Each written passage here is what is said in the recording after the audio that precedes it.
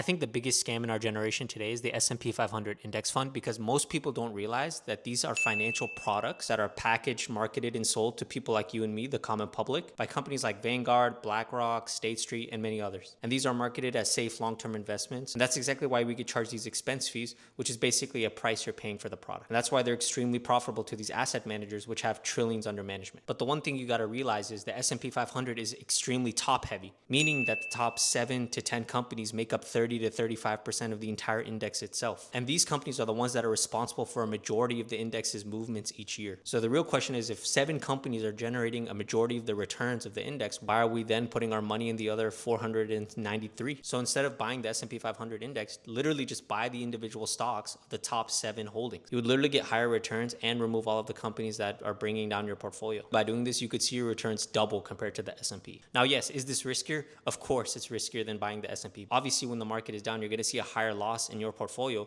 but your goal is not to sell here, right? If your goal is to hold long term, those losses, theoretical losses, don't even matter. You're holding for the long term anyways. Literally, when the market is down, just don't sell. And you might be thinking like, okay, what happens if the markets change, or in 10 years there are new market leaders? It's currently very tech heavy, and that might not be the case in the future. So when it does change in the future, just reallocate your portfolio to the new top 7 or 10 companies, whatever sector they may be, and you're good to go. But yeah, but those are just my 2 cents. I don't think you need the S&P 500, and if you want higher growth, then this is what I suggest. Peace.